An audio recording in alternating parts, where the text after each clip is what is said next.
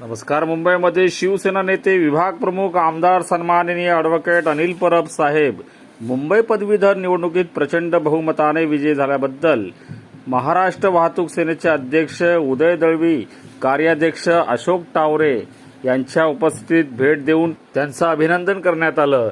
त्यावेळी महाराष्ट्र वाहतूक सेनेचे उपाध्यक्ष, चिटणीस, सहचिटणीस तसेच इतर सर्व पदाधिकारी व सभासद या ठिकाणी उपस्थित होते. महाराष्ट्र वाहतूक सेनेच्या वतीने या ठिकाणी माननीय ॲडव्होकेट अनिल परब साहेबांना या ठिकाणी पुष्पगुच्छ, शॉल व तलवार देऊन या ठिकाणी त्यांचं स्वागत करण्यात आलं. तसेच महाराष्ट्र वाहतूक सेनेचे चिटणीस धर्मेश राठोड यांच्या वतीने सहार शाखा क्रमांक 86 घरोघरी येथील शालेय मुलांना देण्यात येणाऱ्या वह्यांचे उद्घाटन या ठिकाणी माननीय ॲडव्होकेट अनिल परब आमदार यांच्या हस्ते करण्यात आलं. शिवसेनेचे ज्येष्ठ नेते व माननीय आमदार ॲडव्होकेट अनिल परब साहेबांनी महाराष्ट्र वाहतूक सेनेच्या सर्व कार्यकर्त्यांना पुढील वाटचालीकरिता शुभेच्छा दिल्या. तसेच महाराष्ट्र वाहतूक सेनेचे अध्यक्ष उदय दळवी आपल्यासोबत आहेत. आपल्यासोबत दळवी साहेब काय सांगाल? वाहतूक सेनेची संपूर्ण आपली टीम या ठिकाणी उपस्थित राहिली माननीय परब साहेबांना शुभेच्छा द्यायला. आपण काय सांगाल? आज पुन्हा एकदा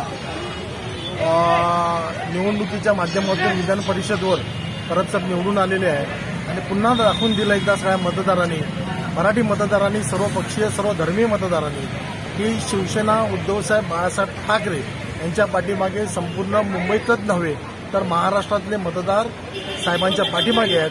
आणि त्याचीच किमिया म्हणून आज मुंबई पदवीधर व शिक्षक मतदारसंघामध्ये 2 उमेदवार आज विधान परिषदमध्ये पाठवलेले आहेत. आणि हा जो विजय आहे हा येणाऱ्या विधानसभेची नांदी म्हणून आम्ही पाहतोय. त्यामुळे येणाऱ्या विधानसभेमध्ये सुद्धा या महाराष्ट्रावर हे मिंदे सरकार गाडून पुन्हा एकदा शिवसेना प्रमुखांचा झेंडा, उद्धव साहेबांचा झेंडा या ठिकाणी विधानसभेवर फडकवला.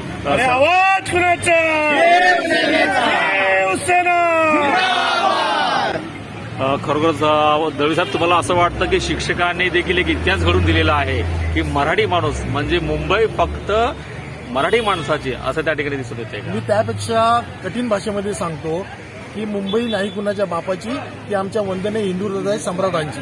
त्यामुळे त्याच्यावर कोणीही दावा जरी केला हे दावे सगळे पोकळ असणार आहे.